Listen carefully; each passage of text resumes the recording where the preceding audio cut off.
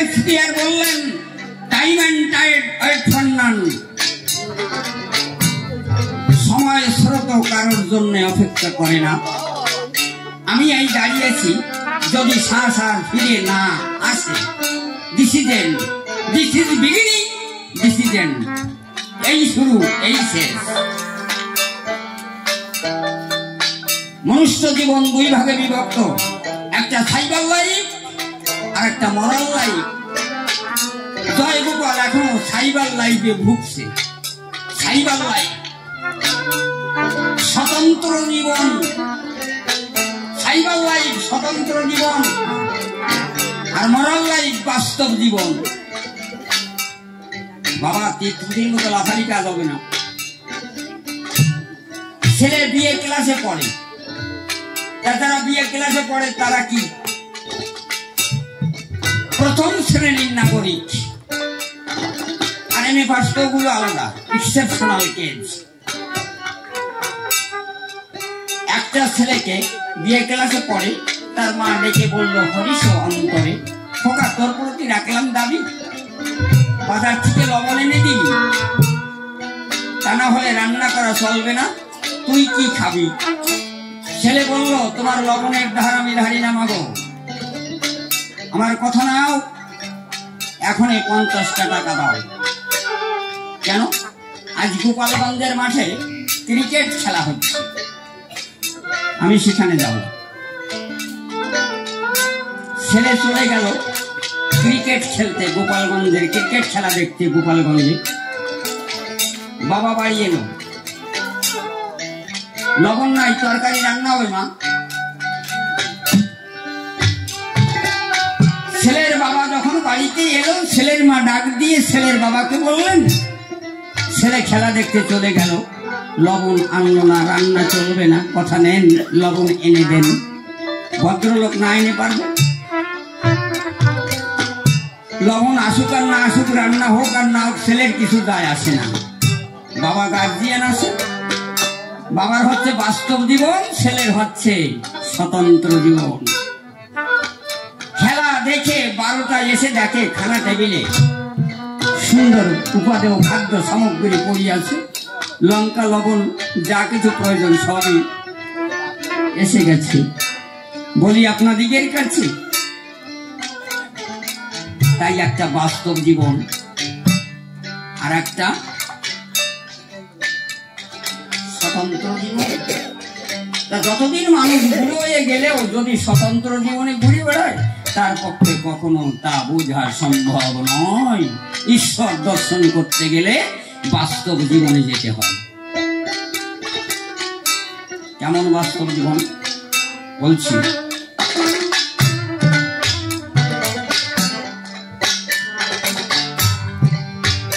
মায়া মোহে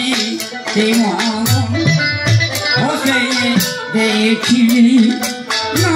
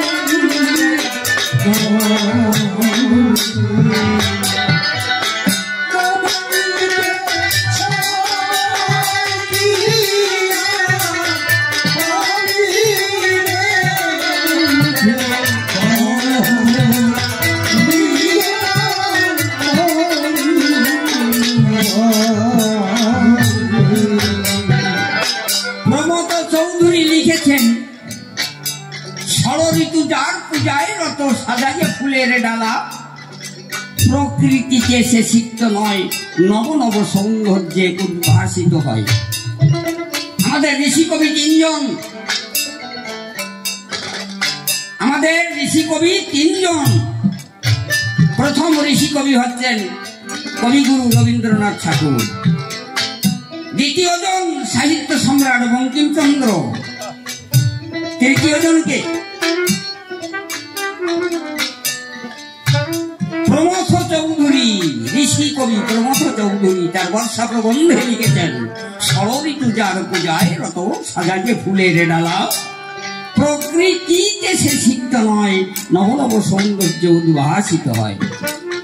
মনুষ্য দেহটা আবার তিন ভাগে ভাগ করেছেন, শৈশব, যৌবন আর বৃদ্ধ, এই তিন ভাগ। ছোট বালকরা খেলায় আসক্ত, যুবকরা যুবতীতে আসক্ত, কাকে নিয়ে কাকে বিবাহ করে ঘর বাঁধা যায়, আর বৃদ্ধের চিন্তা কখন যেন আমার মৃত্যু ঘটে, তখন যেন আমাকে বিদায় দিতে হয়। তাই কবি আবার গাইলেন, খেলায় শৈশব বিনাতি যৌবনে নহলো সাথী আসিতার সহলয় নাই মায়াদি।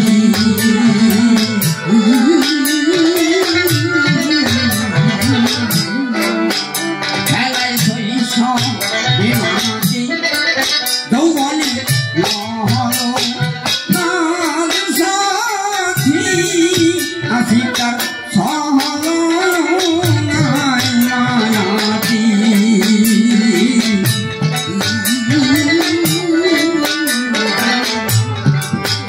ওই দেখ নামছে কালে কালো রাতি রে,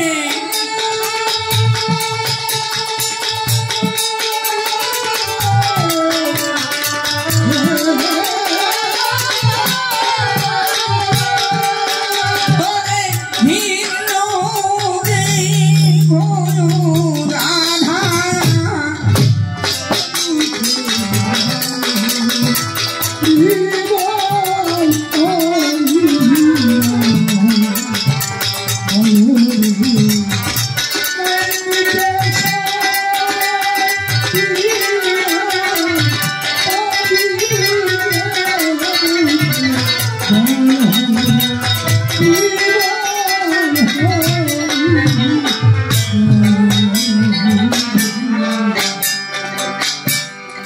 দেখেন, বৈজ্ঞানিকগণ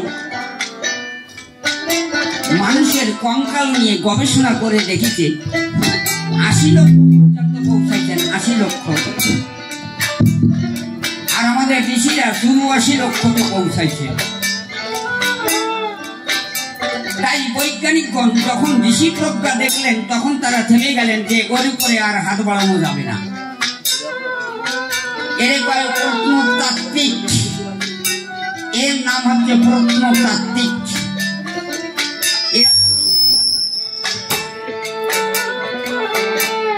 এরা রিসার্চ করে, এরা হচ্ছে প্রত্নতাত্ত্বিক। মিউজিয়াম,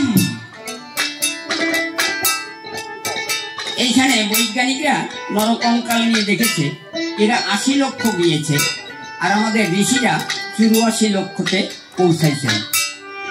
স্থবর ৩০ লক্ষ, জলজ ৯ লক্ষ, কৃমি ১০ লক্ষ, রুদ্র লক্ষ পক্ষী, রুদ্র মানে ১১, বিংশ পাশবা। এই মনুষ্য জন্ম পেতে ৮০ লক্ষ জন্ম ভেদ করার পরে মানুষ হতে হয়। কিন্তু মানব আচার প্রাপ্ত হয়ে প্রকৃষ্ট মানুষ হতে গেলে আরো ৩,৯৯,৯৯৯ বার জন্মগ্রহণের পরে, রেক্টিফাইড হওয়ার পরে। তাছাড়া মানুষ মানুষের ভূমিকায় যেতে পারে না। সাধন ভজন অত সহজ জিনিস না। ৮০ লক্ষ জন্মের পর ভজে মাহানো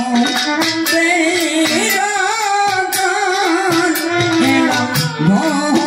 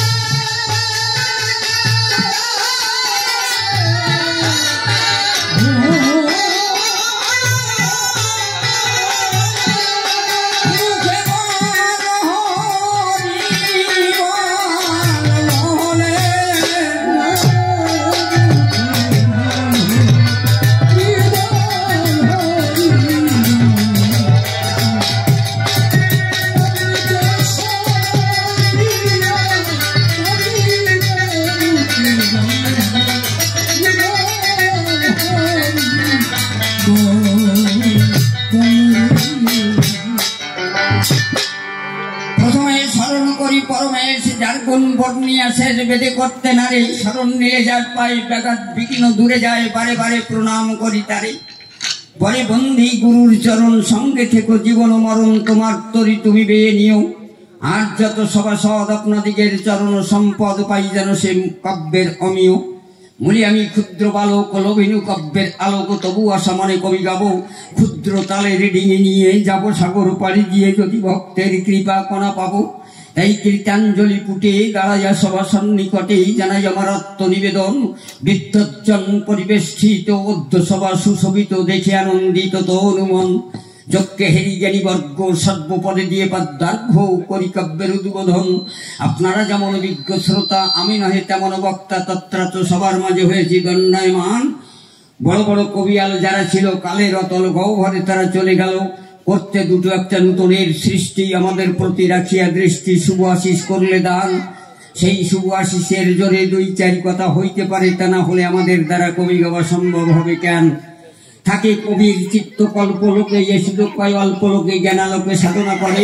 তাদের সাধনা লব্ধ ভাবার শব্দ করিয়ে সঞ্চয় করে অভিনয় কবি কাব্যের আসরে। এই কবি গানটা বিশ্ব প্রকৃতিকে গুরুবরণ করে তার রহস্যের ভিতরে নিজেকে ডুবাই দিয়ে তার থেকে বেরিয়েছে। সেই রহস্য যাহা সুনিপুণ তুলির আচরে কালো অক্ষরের শৃঙ্খলে পুস্তকের কারাগারে রেখে যায় যারা, তাদেরকে বলা হয় লেখক কবি। আর যারা প্রতি চরণে চরণে মিল দিয়ে গায়, তাদেরকে বলা হয় চারণ কবি। ইংরেজিতে কয় পোয়েট, আর এইটা হচ্ছে প্রফেশনাল অফ ভার্সিফিয়ার। তাই জানাই আপনাদিগের কাছে, কেউ আসে জিজ্ঞাসায় আর কেউ দাঁড়ায় জবাব দেওয়ার দায়। আজকে জবাবের দায় আমার ঘাড়ের পরে পড়েছে। আমি বুড়ো মানুষ, আজকে বড় ভারী ক্লান্তি বুক বেশি বাবু। আমার আজকে প্রায় জ্ঞান কান্ডুস নেই, হাত পা ওটাও ঠান্ডা হয়ে গেছে, এখনো গরম করতে পারি নাই। খুলনা থেকে নড়াইল, নড়াইল থেকে খুলনা, খুলনা থেকে আবার এইখানে।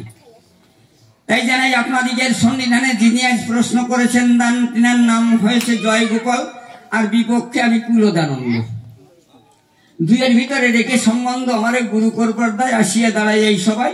এ কথা বলবার আগে জানাই আপনাদিগের পুরো ভাগে আজকে যে সম্রাট বাবুর বাড়ি বা তার ভাইদের বাড়ি, বা সেই আমাদের শ্রদ্ধেয় কাকা বাবু যিনি ছিলেন গৌরাঙ্গ সরকার মশাই, তিনি প্রায়ত আজ আর এই জগতে নাই। তাই সেই পিতার মৃত্যু বার্ষিকীর উদ্দেশ্যে আজকে তার ছেলেরা একত্রিত হয়ে সেই তার বিদেহী আত্মার সদ্গতি কামনায় প্রতি হয়ে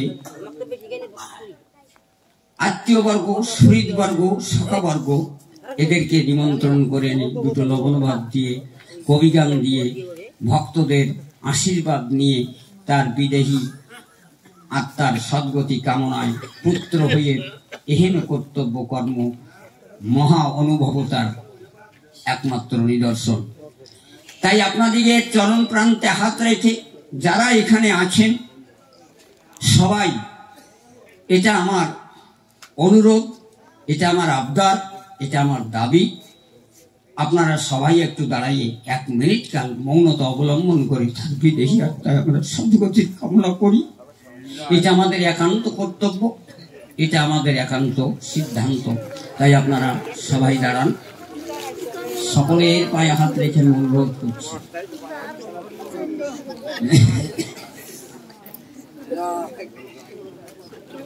গাহ্যং সর্বগাত্রাণি দিব্যলোকান স্বগচ্ছতু, গাহ্যং সর্বগাত্রাণি দিব্যলোকান স্বগচ্ছতু, গাহ্যং সর্বগাত্রাণি দিব্যলোকান স্বগচ্ছতু। তাহার বিদেহী আত্মার সদ্গতি কামনা এবং দিব্যলোকে অবস্থান করুক।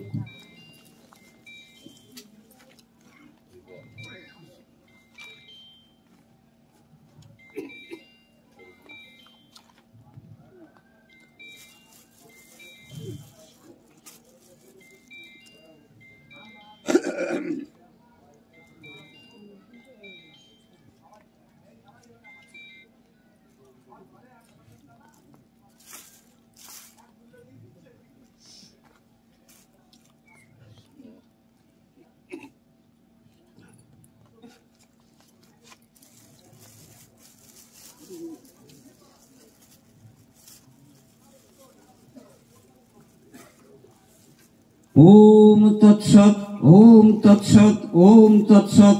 সর্বে শুভম, সর্বে শুভম, সর্বে শুভম, সর্বে সুখং সর্বে সুখং সর্বে সুখং।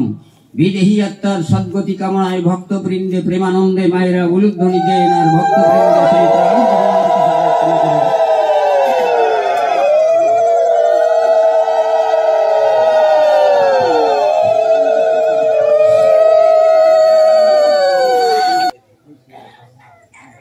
এখন জয় গোপাল যিনি, ইনি একজন কৃষ্ণ ভক্ত মানুষ হয়ে যার কাছে প্রশ্ন করেছেন, সেইখানে দাঁড়াইয়ে কথা বলা খুব সুকঠিন। জানাই আপনাদিগের কাছে বসে শুনে জ্ঞানী লিখে পাশে এইটা কোন যুগ চলছে? 4 যুগে এক দিব্য যুগ, 71 দিব্য যুগে এক মন্বন্তর, অষ্টবিংশতি মন্বন্তরে শেষ করে এইটা 28 মন্বন্তরে শেষ করি। এখন জানাই আপনাদিগের কাছে এক একটা যুগের এক একটা পরমায়ু ছিল মানুষের। যে কথা আমার শ্রদ্ধেয় দাদাজি এখানে দাঁড়ায় বলেছেন, মানুষ স্রষ্টার সৃষ্টি জীব কেন? বৈজ্ঞানিকরা রিসার্চ করে বলেছেন স্রষ্টা তার সৃষ্টির মাধ্যমে 3 রকমের প্রাণী সৃষ্টি করেছেন। 3 রকমের প্রাণী জগতের পরে কি কি? জলচর, জলে যে প্রাণীরা বাস করে তাদেরকে বলা হয় জলচর। আকাশে যারা বসবাস করে, আকাশে যারা চরে তাদেরকে বলা হয় খেচর। আর ভূচর অর্থাৎ পৃথিবীর পরে। ভূচর, খেচর, জলচর 3 রকমের প্রাণী। কিন্তু এই প্রাণীদের ভিতরে মানুষ শ্রেষ্ঠ কেন? কেন মানুষ শ্রেষ্ঠ? আপনাদের কাছে উৎকৃষ্ট প্রমাণ দিয়ে যাই। বৈজ্ঞানিকরা রিসার্চ করে বলেছেন যত প্রকারের প্রাণী আছে, গরু দেখেন, হাঁস দেখেন, মহিষ দেখেন, ইত্যাকারে জলের ভিতরে যে সমস্ত প্রাণী আছে সবই পৃথিবীর সঙ্গে সমান্তরাল ভাবে মেরুদণ্ড। দেখেছেন? সবই সমান্তরাল ভাবে। কিন্তু মানুষের মেরুদণ্ড সমান্তরাল নয়, এইটা পৃথিবী ছেড়ে ঊর্ধ্বের দিকে। তাই স্রষ্টার শ্রেষ্ঠ জীব হিসাবে পরিগণিত এই ধরনের বুকে। কথা বুঝতে পারতেছি তো? মানুষের মেরুদণ্ড ঊর্ধ্বমুখে, তাই মানুষ শ্রেষ্ঠ, স্রষ্টার শ্রেষ্ঠ জীব। খুলে বলি সভা পর্বে বসে শোনেন জ্ঞানী সর্বে। এখন এই 3টা যুগে সত্য, ত্রেতা, দাপর, এই 3 যুগে যাগ যজ্ঞ বহু রকমের ছিল। ব্রহ্মযজ্ঞ, ধেনুর যজ্ঞ, গোমের যজ্ঞ, অশ্বমের যজ্ঞ, এমনি করে গীতায় যে দ্বাদশ ইন্দ্রযজ্ঞ, ব্রহ্মযজ্ঞ, এই এমনি করে যে 12টা যজ্ঞ, কলিতে এই 12টা যজ্ঞকে বাদ দিয়ে গৌরাঙ্গ মহাপ্রভু ছিলেন যিনি, তিনি একমাত্র নাম যজ্ঞর বিধান দিলেন তিনি। কলির স্বল্প আয়ু পরমায়ুর জন্য মানুষের, কলির স্বল্প আয়ু মানুষের, এই জন্য তিনি সংবিধান দিলেন। গীতার দ্বাদশ যজ্ঞ বাদ দিয়ে বললেন কলির জীবী এত যজ্ঞ করে পারবে না, এদের পরমায়ু খুব সংক্ষিপ্ত। কেমন? নর গজ বিশেষ হয়, মানুষ আর হাতি বাঁচবে 120 বৎসর। নর গজ বিশেষ হয়, তার অর্ধেক বাঁচে হয়, হয় মানে ঘোড়া। ঘোড়া বাঁচবে 60 বছর। 22 বলদা, 22 বছর গরু, 13 ছাগলা, 13 বছর ছাগল, তার অর্ধেক বড়াও পাগলা, 6.5 বছর শুকর। এই পরমের আয়ু বিধান দিলেন।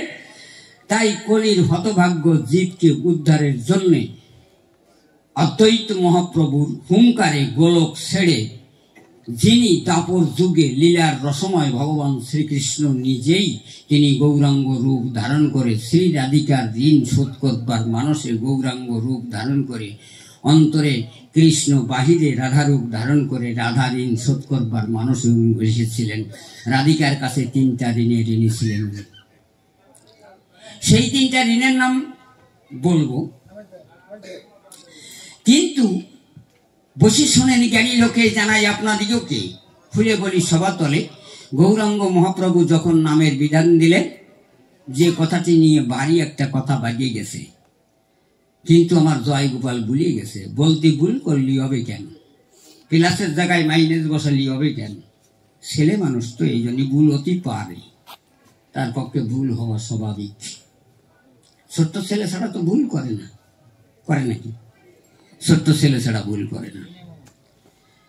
গৌরাঙ্গ মহাপ্রভু যখন জগতের পরে নাম বিলাতে বললেন, কাকে বলেছিলেন? নিত্যানন্দকে বলেছিলেন। নিত্যানন্দ যখন নাম দিতে গেল, সেই নাম আর কেউ গ্রহণ করলো না। গৌরাঙ্গ মহাপ্রভু কি বলেছিলেন? খাবে না মৎস্যের ঝোল, শোবে না নারীর কোল, মুখে একবার হরি হরি বল। এই নাম যখন গৌরাঙ্গ মহাপ্রভুর নির্দেশ মোতাবেকে ভাই নিত্যানন্দ যখন ধরণীর বুকে নাম দিতে গেলেন, এই নাম কেউ নিতে চাইলেন না। কেন? মাছের ঝোল খাওয়া যাবে না, নারীর কোলে শোয়া যাবে না, অতএব এ নাম লওয়া যাবে না। নিত্যানন্দ ফিরে এলেন, ডাক দিয়ে বললেন, মহাপ্রভুর ঠাই, তোমার নামের দ্বারা কাজ হয় নাই। বলল, কেন? যে তোমার এ নাম কেউ নিতে চায় না। বলল, কেন নিতে চায় না? কেন? বলল যে না, মাছের ঝোল খাওয়া যাবে না, নারীর কোলে শোয়া যাবে না, এই জন্য করি মানা, ও নাম আমরা কেউ লবে না। তোমার নাম ঢোল করতাল যা কিছু নিয়ে আইসো, গোটায় গাটায় নিয়ে বাড়ি চলে যাও, উঠে দাও সাঙার পরে, ওর দ্বারা কাজ হবে না, ও নাম আমরা নিতে চাই না। খুলে বলি সভাতলে, চিন্তা করেন, একটা গল্প মনে পড়ে। গল্প মনে পড়ে কি? ছোট্ট ছেলের যদি ম্যালেরিয়া হয়, ছোট্ট ছেলের যদি ম্যালেরিয়া হয়, তো ম্যালেরিয়া সারে কিসে? কুইনাইনে। কুইনাইনের স্বাদ কি? তিতো, তিতো স্বাদ। তা ওই ছেলের ম্যালেরিয়া সারাতে যদি কুইনিয়ান তার গালে দেয়া হয়, ওই ছেলে কি কুইনাইন গেলবে? হ্যাঁ, গিলতে পারে না। তখন বৈজ্ঞানিকগণ গবেষণা করে সুগার কোটেড করলেন। সুগার কোটেড, উনি বলবেন কি না আমার সন্দেহ। সুগার কোটেড করলেন, চিনি দিয়ে, চিনি গালাইয়ে তার ভিতরে ঠোঙা তৈরি করে ক্যাপসুল দিয়েছেন না, ক্যাপসুল, ওই চিনি গালাইয়ে ওইরকম ক্যাপসুলের ঠোঙা করে ওর ভিতরে কুইনাইন ভরে দিয়ে আর একটা দিয়ে আটকায় দিয়ে, ছেলের যখন ম্যালেরিয়া হয় ডাক্তারের কাছে যায়, ডাক্তার টেস্ট করে এক্সামিন করে রিপোর্ট দেয় যে ছেলের ম্যালেরিয়া হয়েছে, এর কুইনাইন খাওয়াতে হবে। ছেলের বাপ ডাক দিয়ে বলে, ডাক্তার বাবু কথা শোনেন, তবে ছেলে কিন্তু তিতো খাতে পারে না, এই জন্যই ব্যবস্থা করেন। বল না, তিতো নেই, দারুণ মিঠে জিনিস, ওই সুগার কোটেড করা আছে। ভিতরে কি? ভিতরে কুইনাইন, উপরে কি? Sugar coated. ছেলের যখন গালে দিল, ছেলে একটু জিবি ছুটে লাগাই, দেখে যে বাড়ি মিঠে লাগে, উপরে সিরিলেট। ছেলের বাবা ডাক দিয়ে কয়, বাবা খাওয়া দেয়? কয়, হ্যাঁ বাবা খাওয়া দেয়, বড় মিঠে লাগে, হয়তো খাইয়ে ফেলা দেবো চট করিয়ে। ছেলে যখন খেয়ে নিল, পাকস্থলিতে পড়িয়ে গেল, চিনি যখন গড়িয়ে গেল, কুইনাইন অ্যাকশন দিয়ে ছেলের ম্যালেরিয়া সারাই দিল। তেমনি গৌরাঙ্গ মহাপ্রভু সুগার কোটেড করে দিলেন। উনি বলতেই ভুল করে বইছি, খাবে তাজা মাছের ঝোল, সবে দুবলারির কোল, মুখে একবার হরি হরি বল, প্রেমানন্দে হরি বল। উনি কি বললেন? উনি বলেছে যে তাজা মাছের ঝোল খাবে না, উনি বলছে খাবে মৎস্যের ঝোল, সবে নারীর কোল, যুব নারীর কোলের কথা বলিনি। এই জন্যই মনে করি বিবেচনা, মাইনাসের জায়গায় প্লাস আর প্লাসের জায়গায় মাইনাস দিলি বাবা কাজ হবে না, জিনিস বুঝতে হবে। সুগার কোটেড করা গৌরাঙ্গ মহাপ্রভু ছিলেন যিনি সুগার কোটেড করিয়া নাম দিলেন তিনি। যেই নিত্যানন্দ এইবার নাম দিতে গেল, উনি বললেন খাবে তাজা মাছের ঝোল, সবে যুব নারীর কোল, মুখে একবার হরি হরি বল। প্রেমানন্দ সবাই বলে যে ঠিক আছে চলি আসো, এই সবাই তার ধরে দিতে লাগলো কোল। তাই এর মানে বোঝো। খুলে বলি সভাতলে আর একটা গল্প মনে জাগে। কলিকাতার জোড়াসাঁকোতে ঠাকুর পরিবারে, অর্থাৎ কবিগুরু রবীন্দ্রনাথের বাড়িতে বহু কবিয়ালরা সমবেত হয়েছেন। এখন কবিগুরু ডাক দিয়ে বললেন যে 2 লাইনই একটা কবিতা হবে, কিন্তু অর্থটা হবে ব্যাপক। 2 লাইনই একটা কবিতা হবে, অর্থটা হবে ব্যাপক। ব্যাপক অর্থ মানে লাইন দুটো, কিন্তু তার বিশদ ব্যাখ্যা, বড় রকমের ব্যাখ্যা হবে। এ যদি কেউ করতে পারে তাহলে তারে গোল্ড মেডেল দেওয়া হবে। এখন বড় বড় কবিয়াল সেখানে আছেন, সাহিত্য সম্রাট বঙ্কিমচন্দ্র, কথাশিল্পী শরৎচন্দ্র, এই বড় বড় কবিয়াল সেখানে আছেন, কিন্তু কেউ কিছু বলছেন না। হঠাৎ নজরুল ইসলাম দাঁড়িয়ে বললেন, গুরুজি আমার বলা শুনতে হবে। বলেছে বলো। উনি বললেন, আপনার এই কথা বলবার আগে, অনেক আগে আমি লিখেছি চক্রবাক কাব্যগ্রন্থে, চক্রবাক কি লিখেছ বলো নজরুল। উনি বললেন, সখা বলে ওরে সখী এ বড় কৌতুক, বিধির চেয়ে ব্যাগ ভালো অতি দুঃখে সুখ। ভগবানের চাইও ব্যাগ ভালো। সবাই অবাক বিস্ময় মেনে গেলেন যে নজরুল ইসলাম বললেন কি। আবার বলছি কথাটা, চক্রবাক কাব্যগ্রন্থ পড়ে দেখবেন, লেখা আছে, চখা বলে ওরে সখী এ বড় কৌতুক, বিধির চেয়ে ব্যাগ ভালো অতি দুঃখে সুখ। উড়িয়া মেঘের দেশে চিল কহে ডাকি, ওই চখার আর এক নাম চাতক। উড়িয়া মেঘের দেশে চিল কহে ডাকি, কি করো চাতক ভাইয়া ধুলি মাঝে থাকি। চাতক বলছে, চখা বলছে, ঊর্ধ্বে উঠিয়াছ নিচু দৃষ্টি তব, সদা বাবো কার্তিবা ছো মারিয়া লব। নিচে থাকি তাই আমি ঊর্ধ্বমুখী চাই, মেঘবাড়ি ভিন্ন অন্য জল নাহি খাই। দেখেছেন কথার তাৎপর্য কোথায়। কবিগুরু বললেন, নজরুল কথাটা একটু বিশদভাবে এর ব্যাখ্যাটা করো। নজরুল ইসলাম ব্যাখ্যা করছেন কি, যে চখার সখী ওরা যদি, একটা নারী আর একটা পুরুষ, তো ওরা দুইজনে যদি মিলনে যায় অবশ্য ওদের মৃত্যু ঘটবে, সেই দিন এর ব্যতিক্রম নয়। তাই চখা আর সখী জীবন বাঁচানোর দায় কেউ কারোর সঙ্গে মিলনে যায় না। নদীর এপারে আর ওপারে, ওপারে সখী এপারে চখা, দুইজন বিচরণ করে যায়। চখা ডেকে জিজ্ঞাসা করে সখীকে, কেমন আছো দুনিয়ায়। সখী জিজ্ঞাসা করে চখাকে, তুমি কেমন আছো ওপারে, বলো না আমায়। এমনি করে করে দুইজনের কথাবার্তা চলে, দীর্ঘদিন গেছে সরিয়ে, কিন্তু এরা তো মিলে এক জায়গায় যায় নাই, এই জন্য এদের মরণ ঘটে নাই। ঘটেছে নাকি? না, মরণ ঘটে নাই, এরা বেঁচে আছে। তাই একদিন এক ব্যাগ একটা জাল নিয়ে নদীর এপারে পেতেছে, পাতলে ওই চখা বেঁধেছে। চিন্তা করলো তাই এপারে জাল পাতার ফলে চখা যদি বাঁধলো জালে, মনে করি ভাবো না ওই পারে গিয়ে পাতে দেখি আর কিছু বাঁধে নাকি। ওপারে গিয়ে আবার জাল পেতে দিল, চোখি বেঁধে গেল। এখন প্রথমে যে চখা বেঁধেছে ওকে একটা খাঁচার ভিতরে রেখেছে, ওই পারে যে যখন পেতেছে চোখি বেঁধে গেছে। এখন দুইজন রে ওই এক খাঁচায়, ওদের মরণ হবে না? বিধাতার বিধান এটা খণ্ডাবে, দুইজনের মরণ এসে গেছে না। মনানন্দে ব্যাগ চিন্তা করে তাই চকাচকি নিয়ে বাড়ি গিয়ে আসছে কেটে খাই।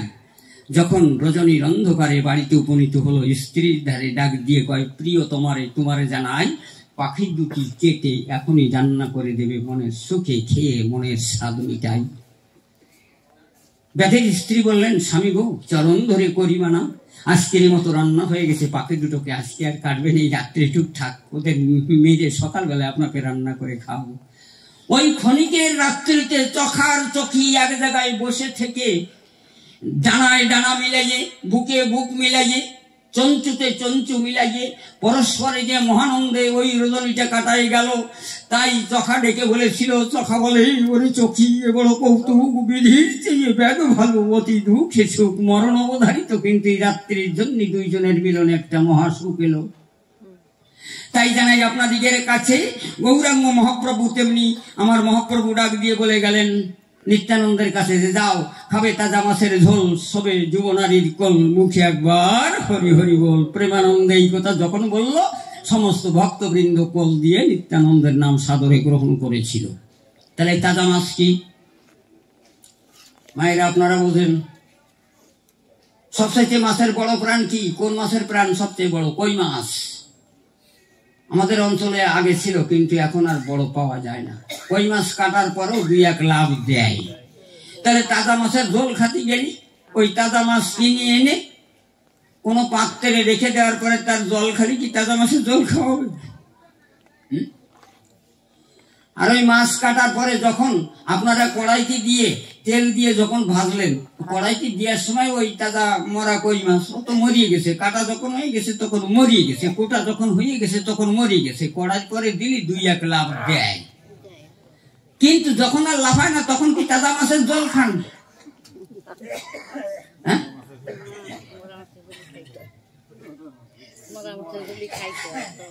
মরা মাছের ঝোল। আচ্ছা, যে নারীর যৌবন ফুরে গেছে, প্রথম যেদিন সন্তান সন্ততি হয়ে গেল, যে কয়দিন সন্তান সন্ততি না হয়, এ কয়দিন নয় যুবতী থাকলো, কিন্তু সন্তান হয়ে গেলে তার যুবতী রইল না, তাহলে যুবতী নারীর কোলে ষোলো কোন দেবে? এই যুবতী নারীটা কে? আর এই তাজা মাসি বা কি? এইটার প্রথম প্রশ্ন, তাই না? হ্যাঁ, এইটার প্রথম প্রশ্ন না? উনি তো নিজেই গুড়ায় ভুল বলে বলছে। উনি তো বলেছে খাবে না মৎস্যের ঝোল, কিন্তু তা না, খাবে নাই, খেতে হবে তাজা মাছ, মৎস্যের ঝোল। তারপর উনি বিধান দিলেন খাবে তাজা মাছের ঝোল, শোবে যুব নারীর কোল, মুখে একবার হরি হরি বল। এই যে মানব দেহ কর নিরীক্ষণ, চতুর্বিংশ তত্ত্বে ইহা হয়েছে গঠন, মহাভূত অহংকারে সহকারে মন। এই তো 24 তত্ত্বের দেহ নিরূপণ কোন কারিগর করে? এসব কারিগরি তার মধ্যে ষড়পদ্ম রাখিয়াছে সারি, সহস্রের পদ্ম হয় সহস্রের দল, মধ্যে আত্মারামেশ্বর গোলকমণ্ডল, নাসামূলে দ্বিদল পদ্মরূপ, খঞ্জমাখি কণ্ঠ জড়ি 16 দল পদ্ম দিল রাখি। রীতিপদ্মে বিরাজিত দ্বাদশ যে দলে, কুলকুণ্ডলিনী 10 দল, নাভিমূলে নাভি নিম্ন ভাগে আকাশে সরোবর, অষ্টম দল পদ্ম রয় তাহারও ভিতর। তার মধ্যে নারী আছে 3.5 কোটি, 72,000 নারী তাতে আছে 8টি। তার মধ্যে 700 প্রধান যে রয়, তার মধ্যে শতাধিক 24 নারী তাতে শ্রেষ্ঠ হয়। 124 মধ্যে 32 যে দেখো বিষধরী নামে তাহা হয়েছে উল্লেখ, বিষধরী মধ্যে চতুর্বিংশ শ্রেষ্ঠ, চতুর্বিংশে 14 নারী যে গরিষ্ঠ। তার মধ্যে নারী আছে 3, ইড়া পিঙ্গলায় আর সুষুম্না প্রবীণ। ওই যে আগে মানুষ আর ধরত না, ইড়া পিঙ্গলা সুষুম্না। আবার কেউ কেউ কয় গঙ্গা যমুনা সরস্বতী, আবার কেউ কেউ কয় বায়ু পিত্ত কফের নারী, তিনটে করতেছে জড়াজড়ি, তাই না? এখন এই আমাদের মেরুদণ্ডে ডাইনে এবং বামে ইড়া পিঙ্গলা নামে নারী আছে, আর মাঝখানে আছে সুষুম্না নামক নারী। তাই বলছে মেরুবাহ্য প্রদেশে শশীমিহির। এত বড় কঠিন প্রশ্ন করে নাকি? সাধারণ সলমে তারা একটু গান গাবে, মাতুব্বরে আর মাতুব্বরি মারিছে। এত বড় কঠিন প্রশ্ন করে এ ছেলেরা তো এরা জীবনে পড়েও নাই। হ্যাঁ, কি এত সহজ জিনিস? এত বড় কঠিন প্রশ্ন করে নাকি? মেরুবাহ্য প্রদেশে শশীমিহির, শিরে সাব্য দক্ষে নারী, মিনিশন্যে মধ্যে নারী সুষুম্না। ত্রিতয় গুণময়ী চন্দ্র সূর্যাগ্নি রূপা, ধূস্তর শির পুষ্প প্রতিতম বপু স্কন্দ মধ্য শিরস্থা। বজ্রাক্ষা মেড্রা দেশাৎস রশি পরিগতা মাধ্যমে সাজ্জলন্তি তন্ন মধ্যে চিত্রিণী, সা প্রণবা বিলাসিতা যোগনাঙ্গ যোগগম্মা, লুতা তন্তু পমিয়া সকলি সরসী জান, ভিত্তাদেবী পথে তদ গ্রথ নরচরণা, শুদ্ধ বুদ্ধি প্রবোধ হরমুহ কুহরাদি বেদ বেদান্তরে তথা। তার মানে ভাই সম্রাট বলেছিল কি যে আজকে বেদের উপরে দাঁড়াইয়ে বেদান্ত দর্শনের কিছু কথা বলবে। তাই উনি উনার পাণ্ডিত্য ধারিয়েছেন, বুঝতে পারতেছেন? উনার পাণ্ডিত্য ধারিয়েছেন। আচ্ছা, আছে সুষুম্নায় চক্রভেদী, ব্রহ্মার মুখে ব্রহ্মার বেদী, তৎসহ রয়েছে ডাকিনী। ভক্তে চিরকাল ডাকিছে, কবে ভক্তকে ডাকনি। ঢাকনি ত্রৈপুর যন্তরে, পেয়ে তার অভ্যন্তরে, সুধাদীপ্তি তোর অন্তরে, না কাঁদলে যেতে দিস না সে পথে। বাক্য কাব্য প্রবন্ধ লাভ যদি কেহ সেবতে, মা তুই প্রথম দ্বার সারিবি যদি, হলে স্বাধিষ্ঠানের গদি, হলে অধিষ্ঠান। তথা হতে মণিপুরে পেয়ে বৃদ্ধ ত্রিলোচনা, সুরে যাবে অজ্ঞানতা মসিদূরে, করে লাকিনী ত্রিকোণী লাকিনী শ্যামার ধ্যান। এই আমাদের চিত্রিণী নামক যে নারী আছে, ওই চিত্রিণী নামক নারীর ভিতরে আর একটি সূক্ষ্ম নারী আছে, মাকড়াসার সুতার মতন। ঘরের কোনায় যে মাকড়াসায় জাল বনে, ওই মাকড়াসার জালের মতন একটি সুতো আছে, একটি নারী আছে, তারে কয় বজ্র নামনী নারী। ওই বজ্র নামনী নারীর মধ্যে আর একটি নারী আছে, তারে কয় মেড্রা নামনী নারী। ওই মেড্রা নামনী নারীর ভিতরে আর একটি নারী আছে, সেইটার নাম হলো চিত্রিণী নামক নারী। তাই বলছে কাম কামনা করতে সিদ্ধি, করতে হয় রাগের বৃদ্ধি, চিত্ত শুদ্ধি বিবেক বুদ্ধির ঘরে। ভক্তি তোষক বিলাই, ভক্তি তোষক বিছাইয়া, জ্ঞান বালিশে থাকো শুইয়া, অনুরাগের ফুল সজ্জার উপরে। শিষ্যের হবে কর্ণধ্বনি, গুরুর জিহ্বা লিঙ্গখানি, নিষ্কামেতে করিবে নমন। হরিনামের বীর্য ফোঁটা প্রাপ্ত হলে মণি কুঠা, চিত্রিণী তাই করিবে গ্রহণ। ওই যে চিত্রিণী নামক নারী, চিত্রিণী তাই করিবে গ্রহণ, সেই গর্বে পুত্র হলে জ্ঞান নামক পুত্র মেলে, পুত্র উদ্ধরিতা হইয়ে লং বীজ উচ্চারণ করে পরব্রহ্মে দিবে মিলাইয়ে। কথাটা বুঝতে পারছিস তো? ওই চিত্রিণী নামক নারীর ভিতরে হরি নামের বীর্য ফোঁটা পড়লে তাই সেখানে জ্ঞান নামক পুত্র মেলে, ওই পুত্র উদ্ধরিতা হইয়ে লং বীজ উচ্চারণ করে ক ল দীর্ঘই নাদ বিন্দু ক্লিং ক্লিয়ার করে দিয়ে গেল। শীতে ফোটাও বাকি রাখলাম না। ক্লিং ওং ক্লিং কামদেবায় পুষ্প বানায় ধী মহি তন্নঙ্গ প্রচোদয়াতম। এই হচ্ছে মূল মন্ত্র। ওম ক্লিং কামদেবায় পুষ্প বানায় ধী মহি তন্নঙ্গ প্রচোদয়াত ওম। এই বীজ যদি ওই চিত্রিণী নামক নারী ধরে তখন জ্ঞান নামক পুত্র মেলে।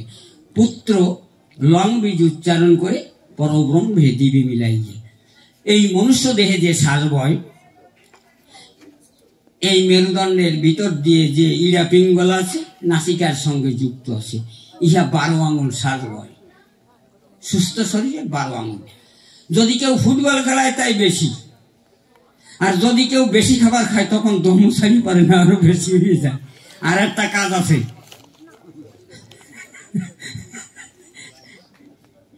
শেষে দম সারিয়ে পারে না, বলে মাথা ধরো, আমি দম সারি ধরে বসো তাড়াতাড়ি, এখন একটু দম সারি। এই 12 আঙুল শ্বাস যে সাধনার দ্বারাই কমাইতে পারে সেইটা হচ্ছে এই তাজা মাছ। এইটা হলো তাজা মাছ। গঙ্গা যমুনা এর মধ্যে ইড়া পিঙ্গলাকে গঙ্গা যমুনা বলা ধরা হইয়াছে। গঙ্গা যমুনা এর মধ্যে দৌ মৎস্য উচরতু সদা মৎস্য দৌ ভক্তু সব মৎস্য সাধক। এই গঙ্গা যমুনার মধ্যে যে শ্বাস 12 আঙুল বয়, ওই 12 আঙুল শ্বাসকে যদি কেউ খাইতে পারে, যদি কেউ ভক্ষণ করিতে পারে, রেশক ছেড়ে দিলাম, পুরক টেনে নিলাম, ছাড়লাম না, টানলাম না, এর কয় কুম্ভক। এইটা মানে খাওয়া, মানে দম রাখা। এই কর্ম যে করিতে পারে মৎস্য সাধক বলে তারে। গৌরাঙ্গ মহাপ্রভু চিন্তা করে বিধান দিলেন বিচারে, কিন্তু মানুষ না বুঝতে পেরে নিচে যেমন পুকুরে ঘাটের মরা অর্থাৎ গো ভাগাড়ে যখন মরা গরু পড়িয়ে থাকে তার শুকনো হাড় চাবাইয়ে নিজের চোয়ালে খোঁচা লাগিয়ে রক্ত বের করে নিজের রক্ত নিজে পান করিয়ে অকালে তার জীবন দেয় সারে খারে, তেমনি মানুষ নারী রতল গৌ ঘরে পড়ে নিজের রক্ত নিজে পান করে অকালে শেষ হয়ে যায়। বুঝতে পারে না সাধারণ মানুষ এই দুনিয়া। কথার জবাব দিচ্ছি বাবু। 1 আঙুল কমাইলে যে 12 আঙুল যায়,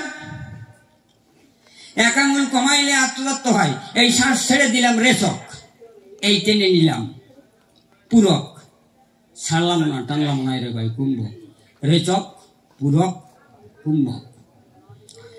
1 আঙুল কমাইলে লোকের আত্মদত্ত হয়, 2 আঙুল কমাইলে লোকের দ্বিধাদ্বন্দ্ব জয়, 3 আঙুল কমাইলে তীর্থাব জ্বালা ক্ষয়, 4 আঙুল কমাইলে চতুর্বর্গের ফল ধরে, 5 আঙুল কমাইলে পঞ্চ পাড়ে কাটা পড়ে, 6 আঙুল কমাইলে ষড় রিপু বন্ধ হয়, 7 আঙুল কমাইলে সপ্ত তালা ভেদ করে, 8 আঙুল কমাইলে অষ্ট পাশ বন্ধ হয়, 9 আঙুল কমাইলে নবদ্বারের কবাট আটা, 10 আঙুল কমাইলে যায় 10 ইন্দ্রিয়ের লেঠা, 11 আঙুল কমাইলে সাধক সাধনার ঘরে যায়, 12 আঙুল কমাইলে তখন জীব শিব হয়ে যায়, মৃত্যুর পরে পরে যায়। যমরাজা যদি বাড়ির দাঁড়তে দেয় আর সেরকম যদি দেয় যে কর্তা আমার বাড়ি তামাক খাইয়ে দাও, সেরা ছাতা মুড়ি দিয়ে যমরাজা আর এক বাড়ি যায়, কয় যে না তোমার বাড়ি আসার দরকার নাই। যমরাজা সেরা ছাতা মুড়ি দিয়ে অন্য বাড়ি যায়, যমরাজা ও লোকের বাড়ি যায় না। এই হলো তাজা মাছ। আচ্ছা যুবনারী কি? মা কুরু ধন জন যৌবন গর্ভম হরয়তি নিমেষাত কাল সদ্বম মায়া মখিলাং হিত্তা পরম ব্রহ্ম প্রবেশ সুবিদিত্তা।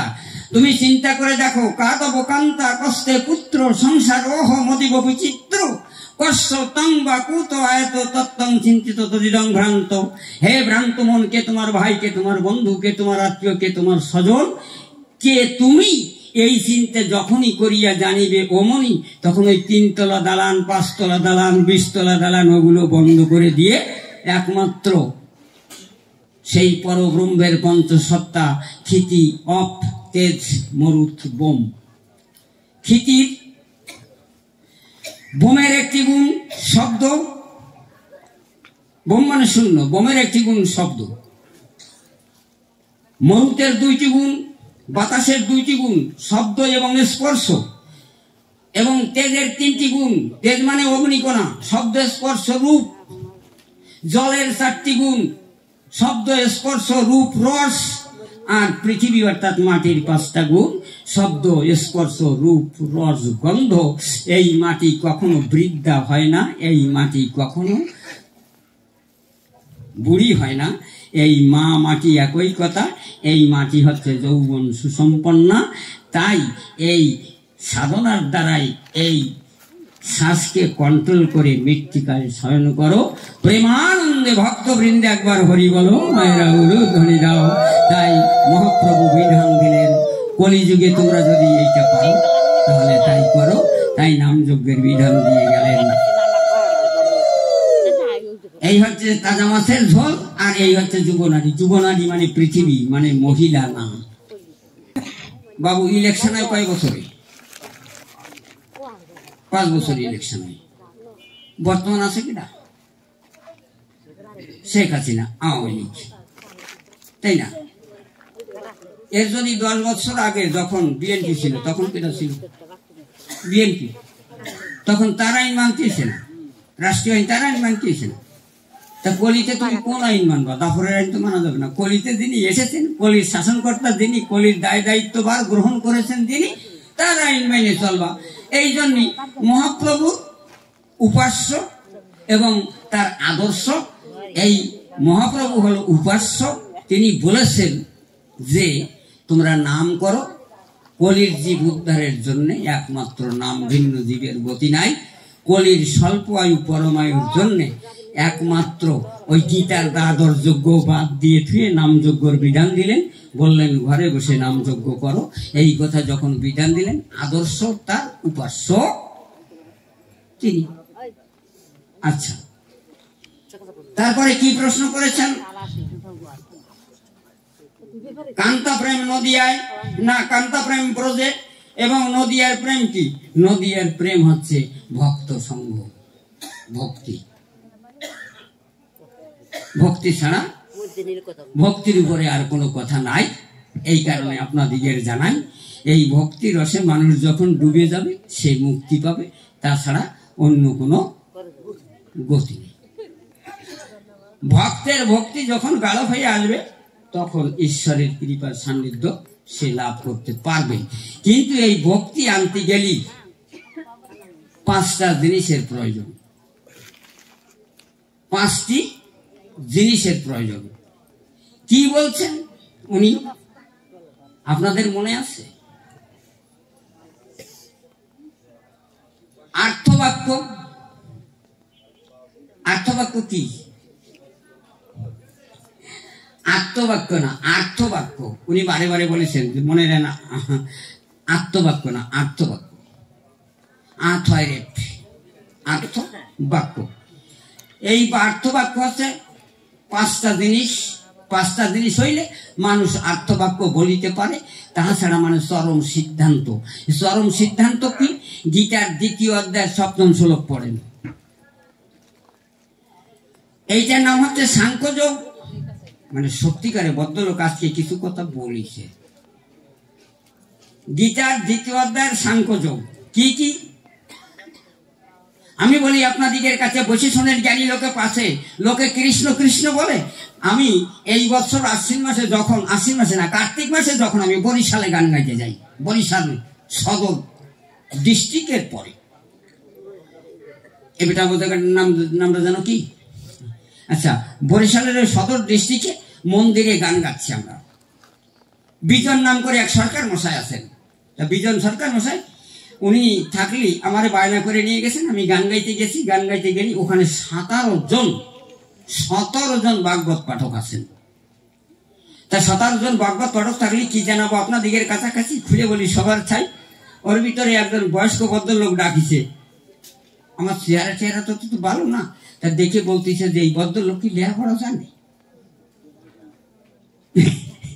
ইনি কি ভাগবতের 2-1টা কথা বলতে পারবে না? তা বলছে ঠিক আছে, আমি ভাগবত সম্পর্কে 2-1টা কথা বলছি। তা ভাগবতের কথাটা বলছি। ভাগবতে কৃষ্ণ না, ক্রি ধাতু, কথাটা খেয়াল করেন। খুব গুরুত্বপূর্ণ কথা। ক্রি ধাতু কয়েরিকার মূর্ধন্য সনস্ন, তাই না? কৃষ্ণ না? ক্রি ধাতু আর এষ্ণ প্রত্যয়। প্রত্যয় হচ্ছে কৃত প্রত্যয়, তদ্দিত প্রত্যয়, এমনি করে প্রত্যয় আছে জানাই আপনাদিগের কাছে। আর এদিকে ধাতু আছে কৃষ্ণ। ক্রি ধাতু আর এষ্ণ প্রত্যয়, ধাতু আর প্রত্যয় যোগে কৃষ্ণ শব্দ উচ্চারিত হইয়াছে। তাহলে এইটা কোন রকমের শব্দ?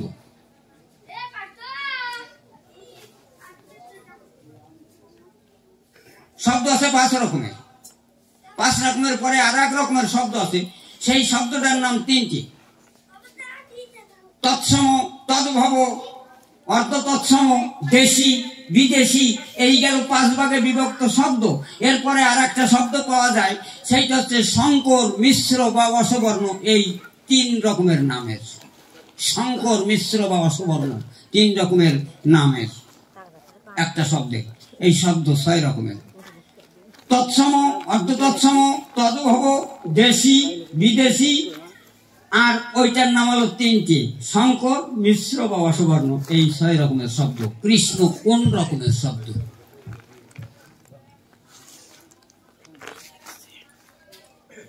ভাগবত পাঠক ছিলেন যারা, আমরা কয়ে যে বড় মুসিবতে পড়িয়ে গেলাম। তো জীবনে ভাগবত পড়ি, কৃষ্ণ নাম উচ্চারণ করি, কিন্তু এ তো জীবনে শুনিনি। এ কোন দ্বারা?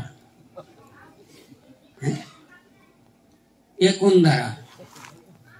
বললাম লেখেন কৃষ্ণ ক্রি ধাতু এষ্ণ প্রত্যয় নষ্ট নিবৃত্তিবাচক। কৃষ্ণ বলেছেন, কি বলছেন? নিরাকার ব্রহ্ম। বেদে বলছে নিরাকার ব্রহ্ম।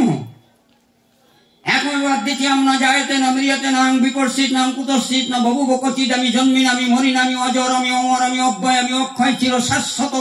আমি অতীতে ছিলাম, আমি বর্তমানে আছি, আমি ভবিষ্যতে থাকবো। এই কথা বলেছেন গীতায়। সুন্দরভাবে তার জবাবদিহি করেছেন আরো উত্তম রূপে। কি? নৈনং ছিন্দন্তি নৈনং শস্ত্রাণি নৈনং দাহতি পাবক নথৈনং ক্লেদান্ত পনশোষয়তি মারুত।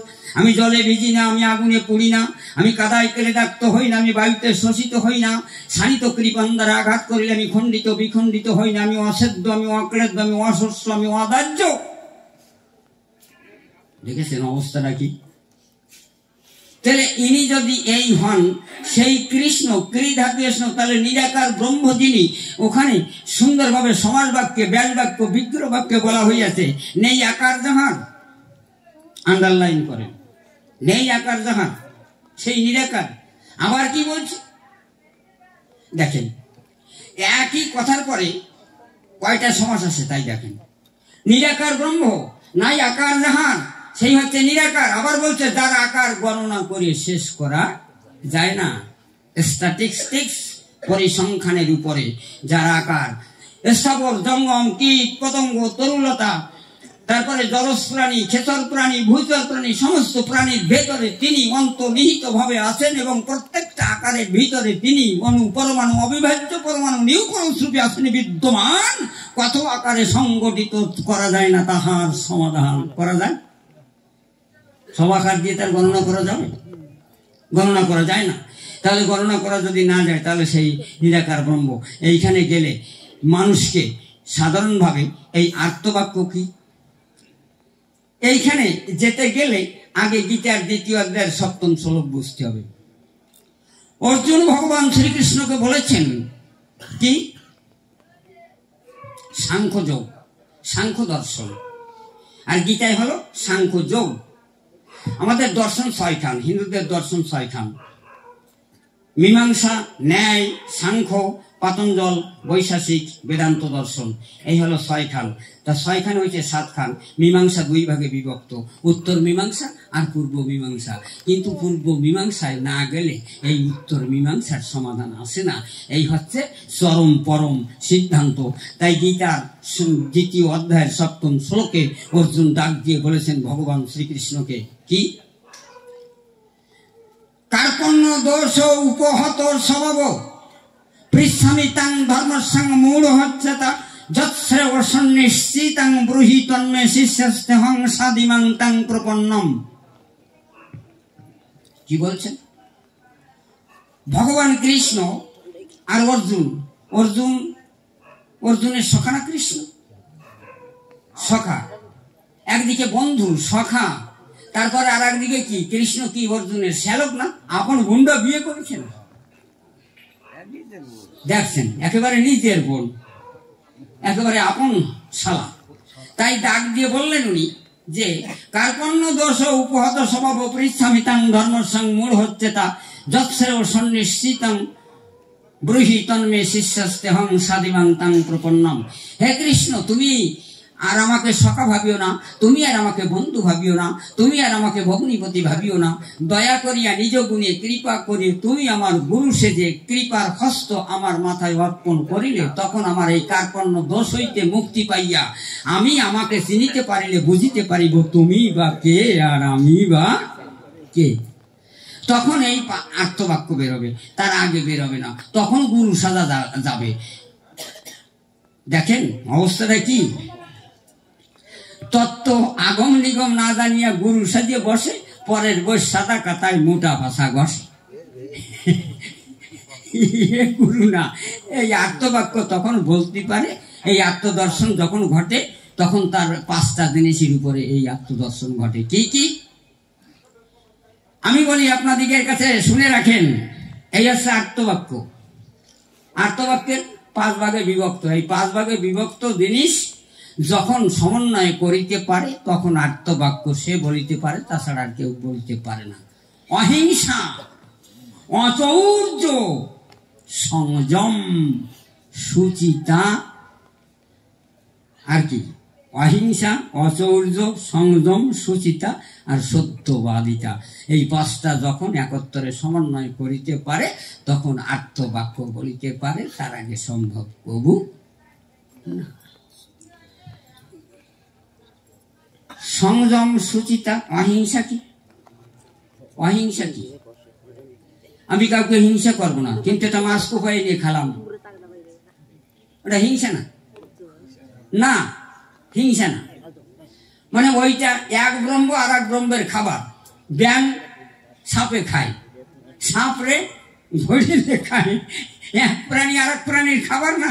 যদি ওইটা আমি হেঁটে যাওয়ার পথে যদি একটা পুঁটি মাছ লাফায়, ওই মাছটারে যদি জলে না ফেলায় দিয়ে যদি আমি চলে যাই, তাহলে ওইটা হলো আমার হিংসা করা। কিন্তু মাছটা ধরিয়ে নিয়ে আমার গোষ্ঠীগত ধরে খাওয়ালাম, এগুলো ডিপেন্ড অন ন্যাচারাল। তাই ভগবান শ্রীকৃষ্ণ এ কথা বলতে বাধ্য হয়েছেন, অজহপি সন্নবায়াত্তা ভূতানামেশ্বর হপি সন প্রকৃতি সামধিষ্ঠায় সম্ভবাত্মমায়া। প্রকৃতিকে নির্ভর করিয়া আমিও আত্মমায়ায় আবেগভূত হইয়া মুহূর্তের ভিতরে মূর্তিমন্ত হইয়া জীব এবং জগৎকে রক্ষা করি। দেখেছেন, ন্যাচারাল প্রকৃতি। উত্তর প্রদেশের মানুষ ভাত খায় না, ওরা ছাতু খায়, কারণ সে দেশ তো দান হয় না, এরা ছাতু খায়। আমরা বাংলাদেশের মানুষ, সেই জন্যে শাস্ত্রে লিপিবদ্ধ করা আছে, ন দোষ মগধ মধ্যে। মগধের মধ্যে কোনো দোষ নাই, বিয়ে করে বউ লাগাই দেবো, আপনার সাথে সালমাইয়ে যা হবে 2 জনে ভাগ করে নেব, এগুলো হলো দেশাচার। ন দোষ মগধ মধ্যে অন্য জনকলিঙ্গকে, নেপালে মহিষ ভক্ষে, নেপালের হিন্দুরা মহিষ খায় কিন্তু তাদের জাত যায় না। নেপালে মহিষ ভক্ষে গৌড়ে মৎস্য ভোজনে দুহিতা মা তুলে সাপে দেড়াই বিড়ে তথা দশমিন দেশে যদাচার ও পারম্পর্য বিধিয়তে। আমরা এই দেশে মামার মেয়ে বিয়ে করতে পারবো, কিন্তু দেড়াই বিড়িরা করে। দেখেছেন, এটা হচ্ছে দেশাচার বিশেষ। তাই বলছি আপনাদের কাছে, এই মাছটা যদি আমি মারিয়ে নিয়ে খাই আমার বাল বাচ্চা নিয়ে, তাহলে ওইখানে কিন্তু হিংসা নাই। কিন্তু ওই মাছটা লাফাচ্ছে, ওই মাছটা যদি আমি জলে ফেলায় না দিয়ে যদি আমি হেঁটে যাই, তাহলে ওইটা হলো আমার হিংসা। অচৌর্য কি? আমরা সবাই চুরি করি। আচ্ছা, কেমন করে চুরি করি? সুন্দর ফুলের গাছ লাগানো বাড়ি আছে জানাই আপনাদের কাছে, ওই ফুল না সে যদি আমি আপনার কাছে না বলে যদি ওই ফুল তুলে নিয়ে দেবতার পায়ে পাদ্যার গদি, তাহলে ওটা কি হবে? চুরি করা হবে না? তাহলে আমরা যারা জগতের পরে মানুষ হিসেবে আছি, আমরা যে শ্বাস গ্রহণ করতেছি, এই শ্বাসটা কি আমার তৈরি? এই বাতাস, এই অক্সিজেন যার তৈরি, তারে কি আমরা স্মরণ করি? যার তাপ গ্রহণ করতেছি তারে কি স্মরণ করি? যার মাটিতে ঘুরে বেড়াচ্ছি তার কথা কি স্মরণ করি? কখনো করি না। ভোরবেলায় ঘুম থেকে উঠে আগে এই কথাটাই প্রকাশ করে একান্ত প্রয়োজন। কি? ক্ষিতি অপ্তেজ মরুদ্ভম পঞ্চ প্রকৃতি, হে স্রষ্টা তোমারই সৃষ্টি, তাই নিয়ে বেঁচে আছি, তোমার নির্দেশে গ্রহণ করছি, অপরাধ ক্ষমা করি। কই কি আত্মবাক্য কোয়ানো বাবা মোটা গুলোর মাথা নাই তার বুধবার কলে ওরা বুধবারে গোলায় উঠিস বলতেন মাথাই তো নাই হবে কি হ্যাঁ এর অর্থবাক্য কি অহিংসা অচৌর্য সংযম বাবু একটা রসের গল্প মামনির আজকে একটা রসের গল্প না কইয়ে পারবো না অনাদি বাবু আর আমার গুরুদেব স্বরূপ বাবু দুইজনে গান গাচ্ছেন তা গান গাতে লাগলেই অনাদি জ্ঞান সরকার কয় জ্ঞানের ভান্ডার না অনাদি বাবু আর আমার গুরুদেব হলো মিলিটারি মেজর স্বরূপ সরকার মশাই দুইজনে গান গাচ্ছে তা স্বরূপ বাবু বলতেছে যে পরের স্ত্রী পরের বউকে মায়ের মতো জ্ঞান করতে হয় অনাদিবাবু এই কথা বলতেছেন যে পরের স্ত্রীরে মায়ের মতো জ্ঞান করতে হয় তা না হলে জগতে চলা যায় না আর আমার গুরুদেব স্টেজের পরে উঠে সে সময় আমি ছাত্র হিসেবে একা গেছি ওনার এই ব্যাগ বাস্কবস্কা বয়ে বেড়াই মিলিটারি মানুষ মিলিটারি সুবেদার শরীর স্বাস্থ্য ভালো মাথায় ঝাঁকড়া চুল উনি বলতেছেন যে অনাদিবাবু যে এত বড় একটা জ্ঞানী সরকার আর যা না তাই সময় সময় কবে শুনি বড় ব্যথায়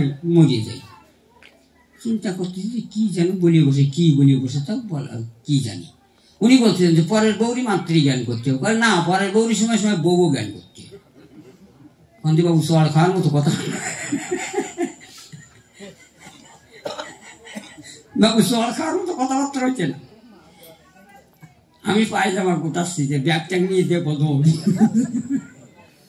মার খাওয়া ছাড়া কোনো উপায় নাই বাবু ওনার গুরুদেব হচ্ছে নিশিবাবু বিজয়বাবু হচ্ছে নিশিবাবু গান গাইতেন উনি মিলিটারি ডিপার্টমেন্ট থেকে রিটায়ার্ড হওয়ার পরে উনি চলে গেছেন কলিকাতায় কলিকাতায় যে কয়েক পালা গান গাইয়ে ওনার পকেটে 16,000 টাকা মানিব্যাগের ভিতরে 16,000 টাকা আর একটা ফটো এই আছে উনি গান টান গাইয়ে বাড়ি আসতেছেন যখন ওই শিয়ালদা প্ল্যাটফর্ম থেকে রেলে উঠেছেন ওই রেলে ওঠার পরে কবির সরকারটা কিন্তু একটু ঘুমি কাতো তার মানে ডেইলি প্রায় গান গেয়ে বেড়াতে এই জন্য ঘুম তো একটু কম হয় তাই আর কি ওই সুন্দর ওই গাড়ির দোলায় ওই সিটির পরে বসে উনি চোখ বুঝে গেছেন এর মধ্যে এক মহিলা উঠে বলছে দেখি দাদু একটু বসি বসি তো না বসি দেখি দাদু একটু বসি বসে উনি কয়টা চকলেট কিনে বলছে দাদু একটা খান বাহ সুন্দর চলছে ওই মহিলা হচ্ছে সিটার হ্যাঁ পকেট মাছ উনি ওই চকলেট পাই মহিলা মানুষ বসে আছে একসঙ্গে যে নেমে যাবো তাতে অসুবিধা কি আছে আমার পাশে বসে আছে অসুবিধা কি আর সরকার মানুষ আরো মিলিটারি ম্যান তা উনি যে এই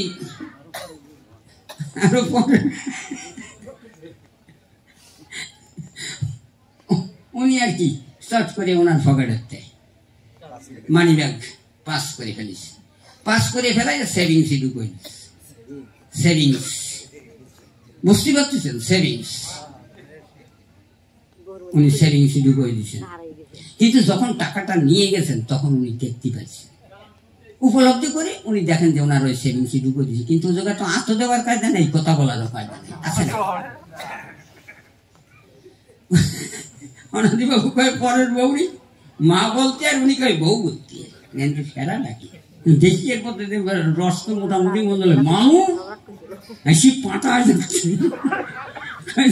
সেভিংসের মধ্যে হাত দেওয়ার কায়দা নাই কোয়ারও কায়দা নাই সবারও কায়দা নাই টাকা 16,000 নাই মূল্যে টাকা 16,000 নাই কি ফেরাই বাজি গেছে ওনার এমন একটা শখ ও কোনো মা মাসিতে কাজ হবে সিটার কাছে মাতে কাজ হয়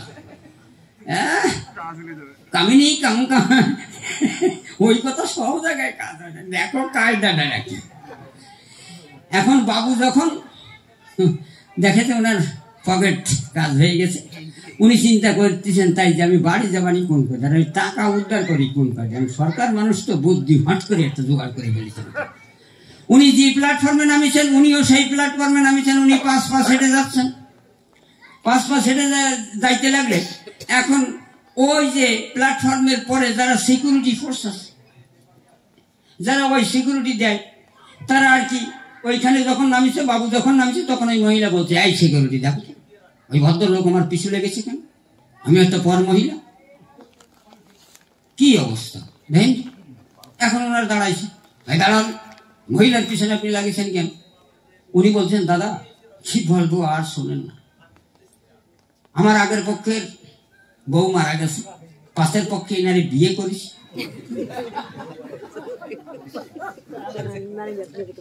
পাশের পক্ষে এনারে বিয়ে করেছি, খুব আদরের বউ। তা ওনার ব্রেনটায় সিটি স্ক্যান করাতে নিচ্ছিলাম। মাঝে মধ্যে উনি পাগলামি সেরে কথাবার্তা বলে, তাই ডাক্তারের কাছে নিয়েছিলাম। ডাক্তার বলেছিলেন যে ওর সিটি স্ক্যান করাতে হবে। তাই সিটি স্ক্যান করাবার মানুষে যখন এই কথা বলেছি, তখন আর কি আমার পকেটে তো টাকা কয়টা নিয়ে উনি চলে যাচ্ছেন। দেখেন ওনার পকেটে আমার টাকা আছে, দেখেন আমার পকেটের টাকা কোথায় আছে, তাহলে ওনার সেভিংস টাকা তো আছে। এটা তো মিথ্যা কথা না, টাকা 16,000।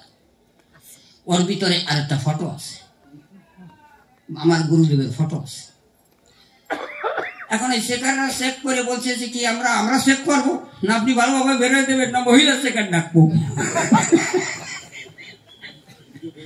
বলছেন ফেরা ডাকি কি করবে বাবু, এখন তো ধরা পড়ি, এখন তো উপায় আছে। হ্যাঁ, বউ তো স্বরূপ সরকারের না, কিন্তু দায়ঠে বাড়ানি লাগিছে, না হলে উপায় নাই তো। এখন এই সেভিংসের বোতাম খুলে দেয়, টান দিয়ে বেড়েছে দেয় যে মানি ব্যাগের টাকা গুনে দেখে 16,000 সঙ্গে স্বরূপ বাবুর ফটো।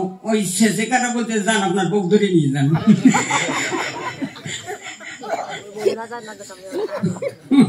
জুটি দিয়ে হাত দিয়ে কাছে দিদি চলেন একটু সংসার করি আসেন বুড়ো বয়সে।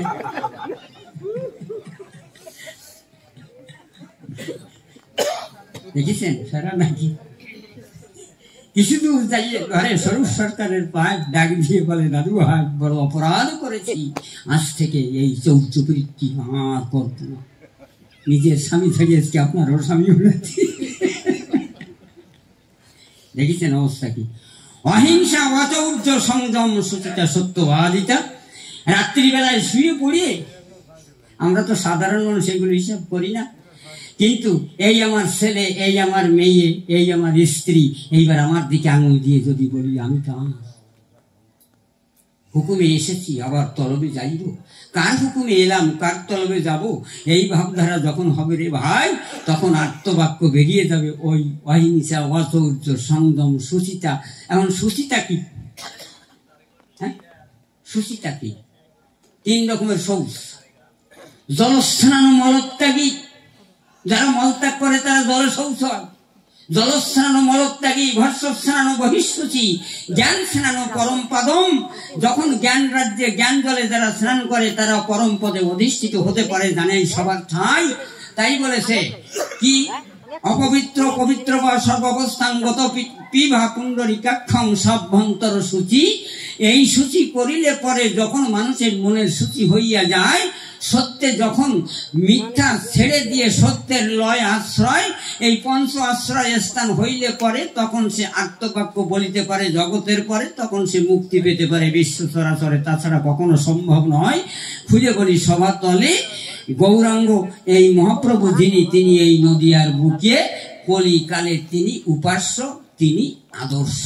তিনার আদর্শ মানতে হবে এবং উপাস্য তিনি। যে কয়টি প্রশ্ন ছিল ক্লিয়ার কাট জবাব দিলাম। আসি, বেশি কথা বলে দরকার নাই। আর যে ছেলেপেলেরা আছে তারা একটু গাক। হারে ভালোবাসা রে কেন বা তুই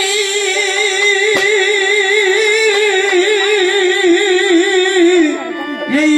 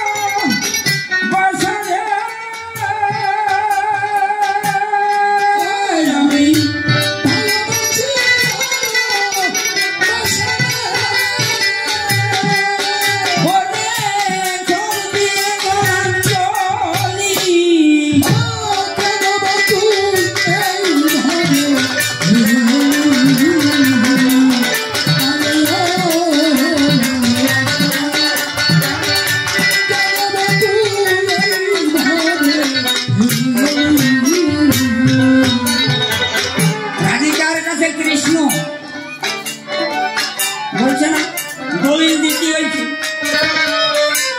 নন্দ গোপ সুত দাতা গ্রহিতা শ্রী ভানু সুতা গোকুলে ধাম থানা কদমতলা জাতি গোপ বৈশ্য জানি ব্যবসা প্রেম বিকিনি সুপ্রসিদ্ধ শ্রীরাজগঞ্জের জেলা তস্য কার্যপত্র মতে তহ তহ বিল হতে 16 আনা মন্দরে কার্য করি মন। রাধিকার ভালোবাসার কাছে কৃষ্ণ হেরে গিয়েছে, তাই সেখানে তাকে দিতে হয়েছে। 16 আনা মন্দরে কার্য করি মন, এ কারণে রাধে তুমি প্রেমের মহাজন। সুদেব নেত্রবাড়ি হয়ে রব আজ্ঞাকারী চিরদিন তব অনুগত। রারা বলে কাঁদব যত, ক্ষতে বাসিল করবে তত, তাহা বলিতে হব মূর্ছাগত। এক হাতের নাই কিস্তিবন্দি, এক হাতের নাই অভিসন্ধি, হাতের মেয়াদ কলিযুগ ভরা। যেদিন নদিয়ায় যাব দুই দেহে এক দেহ হব। তাই অন্ত কৃষ্ণ, ভিতরে কৃষ্ণ বাহিরে রাধা। গৌরাঙ্গ মূলতী ললিতা বিশাখা চম্পক লতিকা ইন্দুলিখা তুঙ্গ বিদ্যা এখদেরই সাদিতা হারা। যেদিন নদিয়ায় যাব দুই দেহে এক দেহ হব, এখদের পাইব মুক্তি সুস্থ দেহে সদিচ্ছায় মহাজন তব পায়। দাসপথ লিখে দিলাম এটি। তাই কবিগুরু তার ভাষায় লিখলেন, এ জীবনে যারে বেশি ভালোবাসি সেই সবই চেয়ে দেয় দাগা। ভাগ্য যারে ছপিয়া দিলাম সেই বানানো দূর ভাগা। ভাড়া তরি যারে দিলাম যাচিয়া সেই শ্রেণী দুরাজি। ধরনের গাঙে সাজিয়ে দিয়েছে করে শূন্য নায়ের মাঝি। তুমি যখন বাজাও বাসি আমি তখন রাধি। ভিজা কাষ্ট চুলায় দিয়ে ধুয়ার ছলে কাঁদি। তোমার বাসির সুরে কি যেন পাই, জানা কাজ সকলই হারাই। হলুদ দিতে নুনু ভুলে যাই, ঝাল দিয়ে ঝোল নাসি। তুমি আমাকে বাসো মানা বাসো ভালো, তাতে দুঃখ নাই। তোমাকে বাসিব ভালো এই ভিক্ষা চাই। এই ভালোবাসার কাছে ভগবান হয়েও হার মেনেছে। তাই 3 দিনে ঋণী হয়, সেই দিন শোধ দেবার দায়। গৌরাঙ্গ রূপে এলেন কলিতে নদিয়ায় সতীর ঘরে। কোন বা বিধি করেছিল ভালোবাসা করে আমি নীলাদ হয়ে বলতাম খুনের জানি।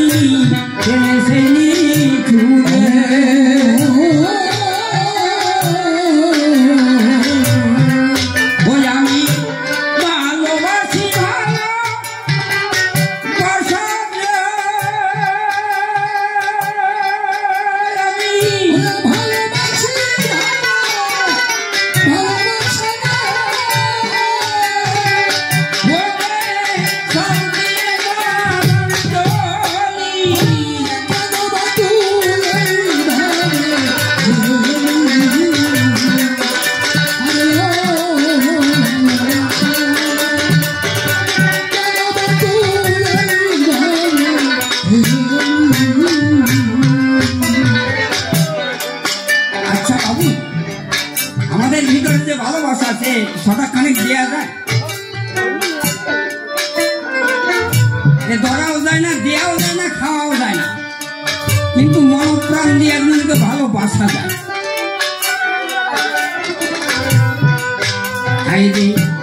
দেও না ধরা